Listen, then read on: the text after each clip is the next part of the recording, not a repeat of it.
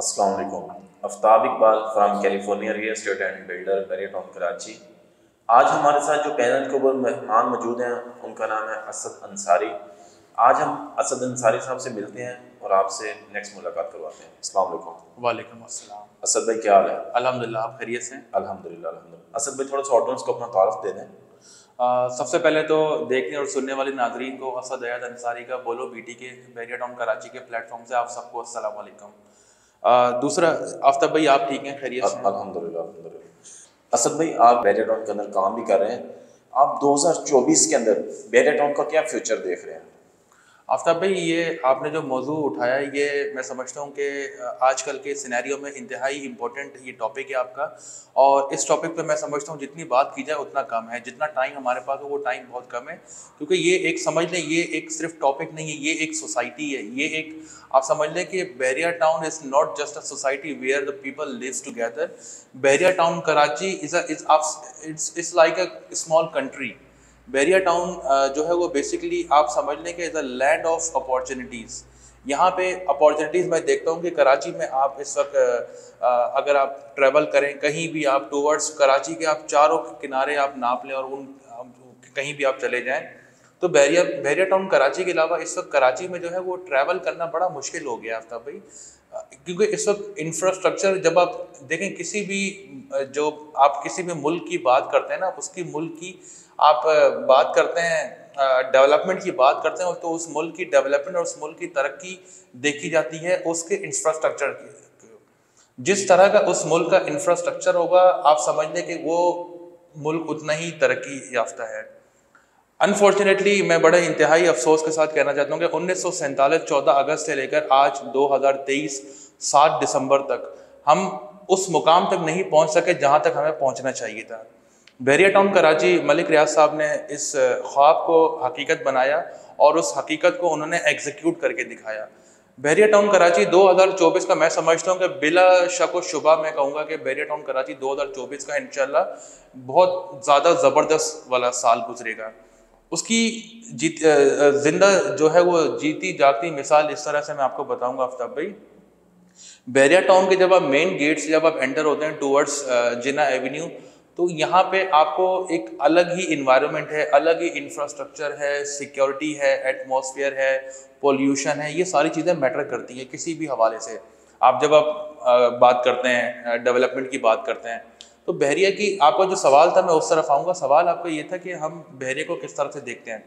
देखें, बहरी किसी भी मुल्क की तरक्की जब देखनी होती है ना, तो उस मुल्क की आप देखते हैं उसका एम्प्लॉयमेंट रेशो, अनएम्प्लॉयमेंट रेशो क्या है, एम्प्लॉयमेंट रेशो क्या है, बिजनेस अपॉर्चुनिटीज़ क्या है, इन्वेस्टर्स के लिए क्या फैसिलिटीज़ मौजूद हैं, इन्वेस्टर को कितना फैसिलिटेट कर रहे हैं आप। बिजनेस इन्वेस्टर्स को जितना आप फैसिलिटेट करेंगे उतना ही ज़बरदस्त आपका एम्प्लॉयमेंट रेशो होगा। सवाल असद भाई, जैसे मैंने आपसे बात की थी कि 2024 के अंदर बैरिया को आप किस नज़र से देखते हैं, आपने उसके बारे में डिटेल में बात की।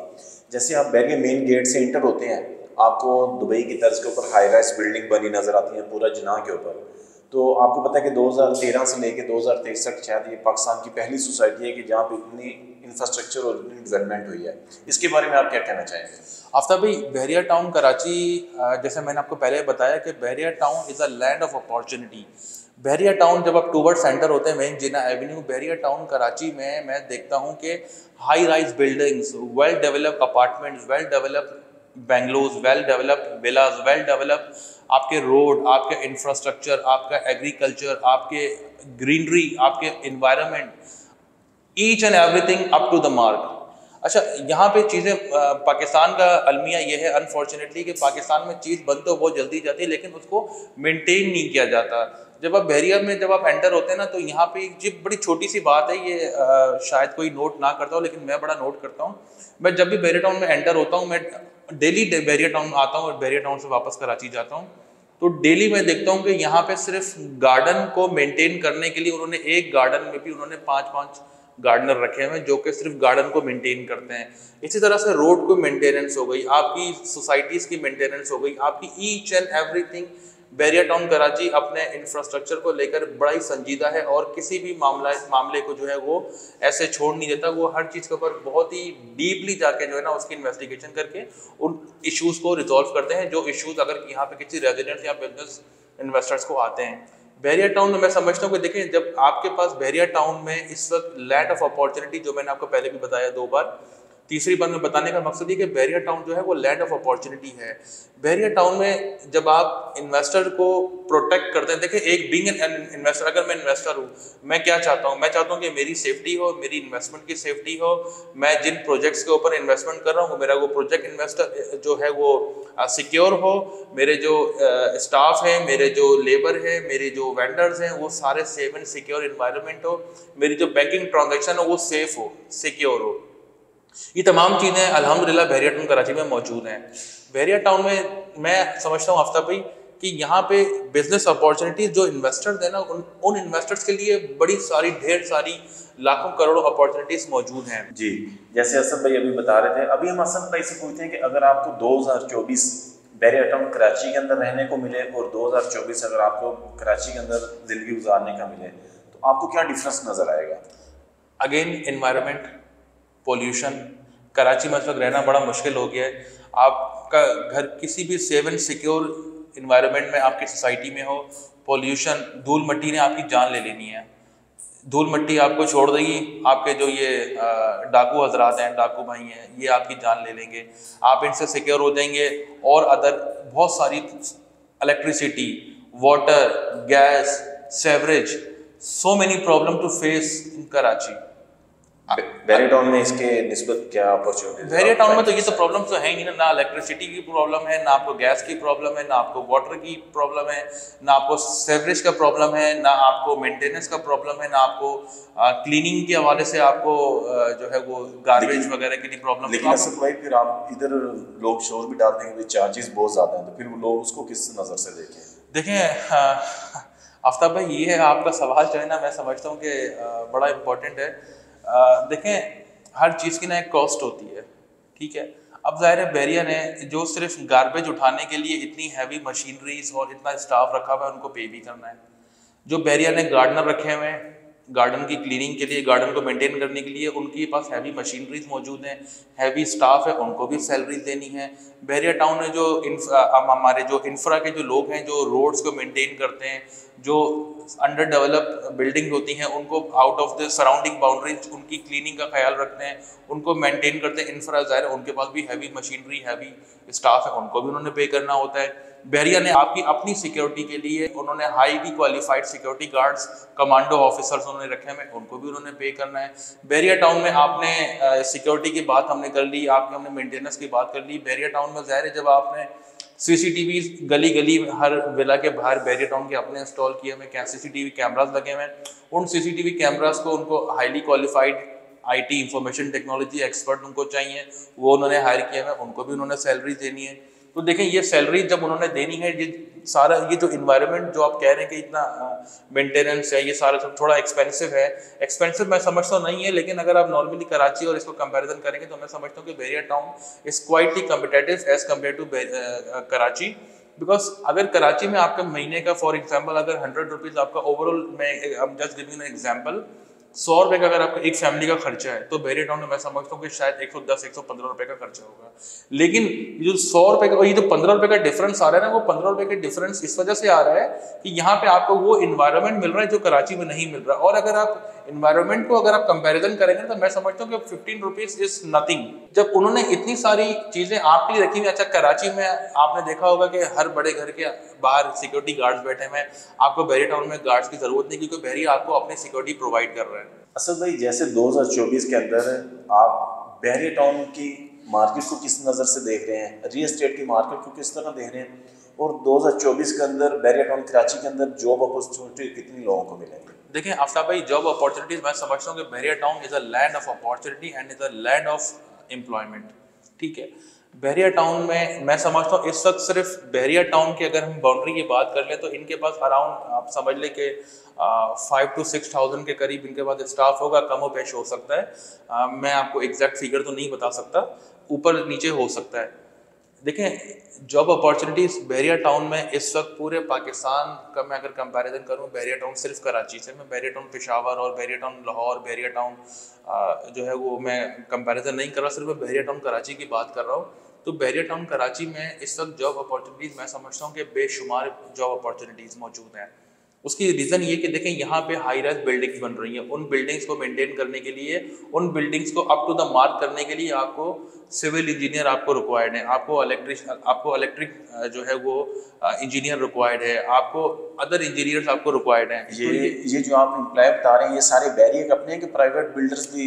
नहीं, मैं प्राइवेट बिल्डर्स की भी बात कर रहा हूँ और बैरियर के जो अपने अपार्टमेंट्स हैं मैं उनकी भी बात कर रहा हूँ। देखिए एम्प्लॉयमेंट, देखिए कोई एम्प्लॉय आता है चाहे वो प्राइवेट बिल्डर के पास आता हो या बैरियर टाउन के पास आता हो, अल्टीमेटली वो आप बैरियर टाउन ही रहा है, ठीक है ना। तो मैं इस सब ओवरऑल बैरियर टाउन की बात कर रहा हूँ। तो यहाँ पे जॉब अपॉर्चुनिटीज बेशुमार है। यहाँ पे आपके पास इलेक्ट्रिकल इंजीनियर आपको रिक्वायर्ड है, यहाँ पे आपको सिविल इंजीनियर रिक्वायर्ड है, यहाँ पे आपको ग्राफिक डिजाइनर रिक्वायर्ड है, यहाँ पे आपको वेब डेवलपर रिक्वायर्ड है, यहाँ पर आपको सेल्स टीम रिक्वायर्ड है, यहाँ पे आपको HR, admin, finance and accounts, IT department हो गया, हमारा ह्यूमन रिसोर्स डिपार्टमेंट हो गया, हमारा इसके अलावा इंफ्रा डिपार्टमेंट हो गया, हमारा cat CAT designing and development आपका डिपार्टमेंट रिक्वायर्ड है। यहाँ पे आपको administration department itself is a group of departments. Administration department में आपके पास आपको सिक्योरिटीज आपको रिक्वायर्ड होते हैं, आपको ड्राइवर्स रिक्वायर्ड होते हैं स्टाफ पिक एंड ड्रॉप के लिए, आपको जो है ये हमारे रिपेयरिंग एंड मेंटेनेंस के आपके पास उनको लोग रिक्वायर्ड होते हैं, आपके पास gardener, carpenter, plumber, housekeeping staff, ये सारा एक पूरा एक एडमिन का डोमेन है। सिमिलरली हम HR की बात करें तो HR department itself is a domain.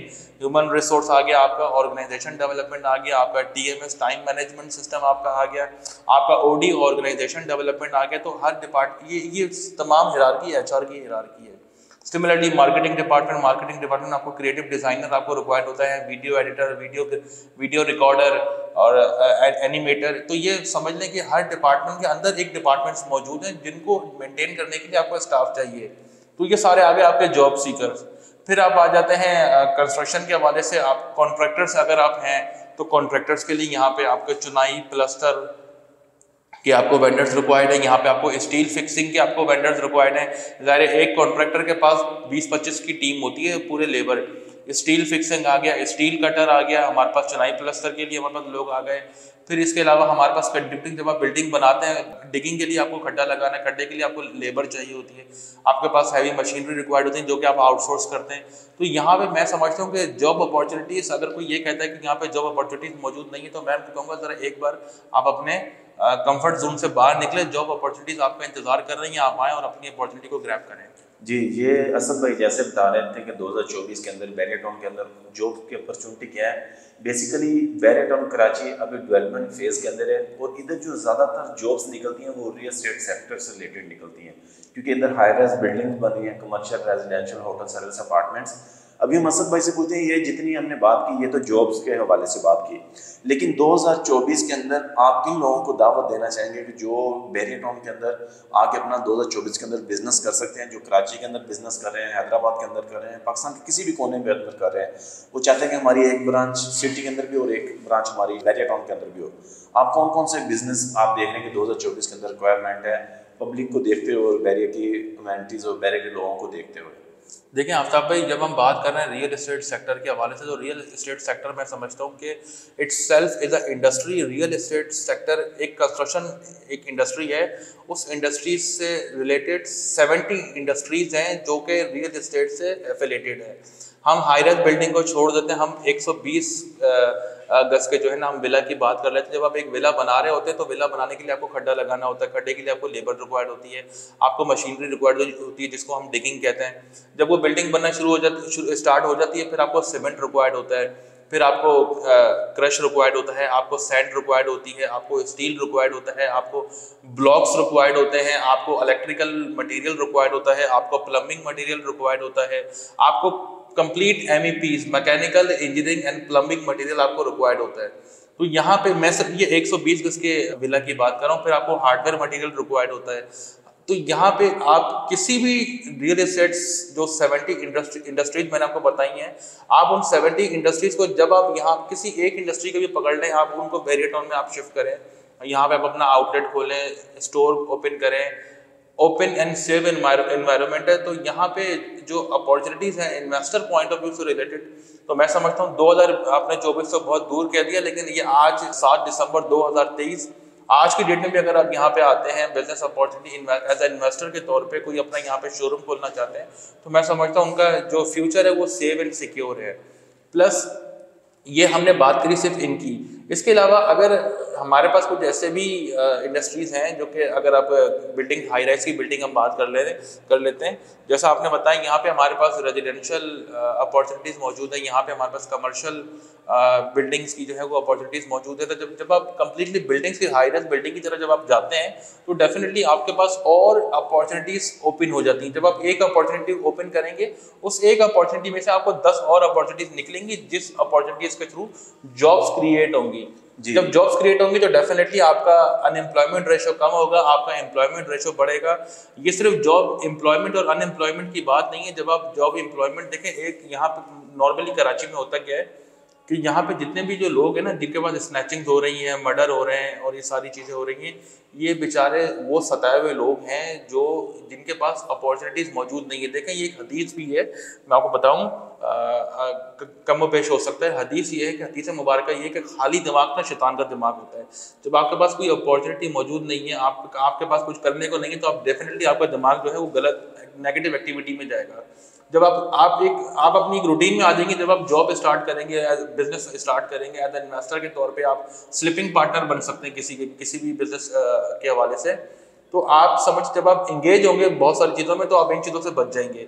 जब आपका एम्प्लॉयमेंट रेशो बढ़ेगा ना तो डेफिनेटली आपका क्राइम रेशो कम हो जाएगा। ये जब आपका अनएम्प्लॉयमेंट रेशो इंक्रीज करता है तो आपका क्राइम रेशो डिक्रीज करता है। तो ये आप इसको मैं समझता हूँ कि ये ज़्यादा इंपॉर्टेंट है। हमारे पास इससे अनएम्प्लॉयमेंट रेशो कम हो सकता है बहुत ज़्यादा। जी असद भाई, जैसे मैंने आपसे बात की थी कि बहरी के अंदर फ्यूचर के अंदर 2024 में किस तरह का बिजनेस आ सकता है, जितने आपने बिजनेस के नाम बताए ये तो बिजनेस टू बिजनेस थे, लेकिन जैसे लोगों की इधर तादाद बढ़ रही है, लोगों को फूड के लिए चाहिए, लोगों को इलेक्ट्रॉनिक्स चाहिए, उस तरह के बिजनेस बताएं कि लोगों को गाड़ी का शोरूम चाहिए जो ह्यूमन से रिलेटेड। देखिए यहाँ पे आप जिस तरह से आपने बात किस तरह के बिजनेस करें, ह्यूमन की जो जरूरियत पूरे कर रहे हैं। आफ्ताब भाई, ये तो हमने बात करी, अभी तक जो हमने बात की वो सारा रियल एस्टेट के हवाले से बात करी। अब हम थोड़ा जर्नलाइज कर लेते हैं। जर्नलाइज हम इस तरह से कर लेते हैं, देखें हमारे यहाँ पे ऑटोमोटिव आप इंडस्ट्री ओपन कर सकते हैं, आप यहाँ पे गाड़ियों का शोरूम के हवाले से आप आके डिस्कस कर सकते हैं, आप यहाँ पे बाइक शोरूम्स के हवाले से बात कर सकते हैं, आप यहाँ पे ग्रोसरी आइटम आप यहाँ पे आके अपना स्टोर ओपन कर सकते हैं, यहाँ पे foods, vegetables, restaurant, meat shops, ये बहुत सारी ऐसे जो है ये अपॉर्चुनिटीज़ हैं जो कि रियल एस्टेट के सेक्टर से नहीं है। ये ह्यूमन टू ह्यूमन इन्वेस्टमेंट है। ये देखें, एक ग्रोसरी है, चाहे वो रियल एस्टेट का काम करता हो, चाहे वो टेक्सटाइल का काम करता हो, चाहे वो फार्मा का काम करता हो, उसने फूड रेस्टोरेंट में, फूड इंडस्ट्री में उसने जाना ही जाना है। वहाँ से उसने कुछ ना कुछ लेना ही लेना है, कुछ ना कुछ खाना ही खाना है। तो मैं समझता हूँ यहाँ पे apart from real estate investment point of view से related, apart from real estate investor, आपके पास फूड इन्वेस्टमेंट भी मौजूद है। आप फूड इंडस्ट्री में आप आ सकते हैं, आप ग्रोसरी इन्वेस्टमेंट में आप आ सकते हैं, आप क्लॉथिंग इंडस्ट्री में आप आ सकते हैं, यहाँ पे अपना बुटीक खोलें, आपको कोई रोकेगा नहीं। आपके पास सेफ एंड सिक्योर इन्वायरमेंट है, कस्टमर्स बड़े रिलायबल यहाँ पे हैं, आपके पास जो आपका बायर है वो बड़े रिलायबल है, बड़ा कोऑपरेटिव लोग हैं यहाँ पे। मैं समझता हूँ जितने भी बैरियन टाउन में जो लोग रहते हैं जिनसे मेरा इंटरेक्शन है, तो मैं समझता हूँ बड़ी ज़बरदस्त माइंड के वो लोग हैं। मैं समझता हूँ कि Bahria town it's a land of opportunities में आपकी रियल एस्टेट आ जाता है, आपका टेक्सटाइल, आपका पेट्रोलियम, आपका फार्मा, ये सारी इंडस्ट्रीज आपकी आ जाती हैं जब आप अपॉर्चुनिटीज़ की बात करते हैं। तो मैं समझता हूँ कि Bahria Town is a land of opportunity where all the people live together. काले गोरे से किसी को कोई फर्क नहीं पड़ता। जी, ये थे हमारे साथ असद भाई। जैसे असद भाई, इससे पहले हमने क्वेश्चन किया था कि 2024 के अंदर आप बैरियन टाउन को किस नज़र से देख रहे हैं, या बैरियन टाउन के अलावा जितनी रियल एस्टेट की इंडस्ट्री है इसको किस नज़र से देख रहे हैं। फिर हमने 2024 के अंदर जो जॉब अपॉर्चुनिटीज़ उनके बारे में पूछा, फिर हमने बिजनेसेस के बारे में पूछा कि 2024 के अंदर लोग आगे यहाँ पे कौन सा बिजनेस कर सकते हैं। ये असद भाई ने अपना जनरल नॉलेज के हिसाब से और अपने एक्सपीरियंस के हिसाब से आपको सारे आंसर दिए हैं।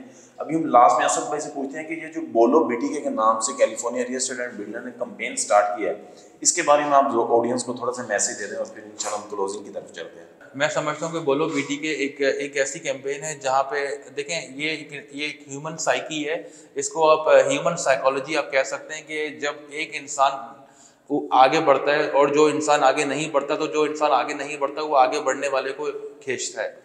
लैग पुलिंग का कॉन्सेप्ट हमारे यहाँ बहुत शदीद है, बहुत ही समझता हूँ मैं एक्सट्रीम लेवल के ऊपर है लैग पुलिंग। मैं समझता हूँ कि जो है वो सक्सेस जो है वो लोगों से बेयर नहीं होती है, एक दूसरे की सक्सेस से लोग हमेशा उसकी लैग पुलिंग करते हैं। तो मैं समझता हूँ कि बोलो बीटी की एक बड़ी ज़बरदस्त कैंपेन है कि अगर आप बैरिया टाउन कराची में किसी भी हवाले से, आप किसी भी इंडस्ट्री से रिलेटेड आप बिजनेस के हवाले से आप बात करना चाहते हैं, तो ये उनके लिए प्लेटफॉर्म मौजूद है कैलिफोर्निया बिल्डर्स की जानिब से।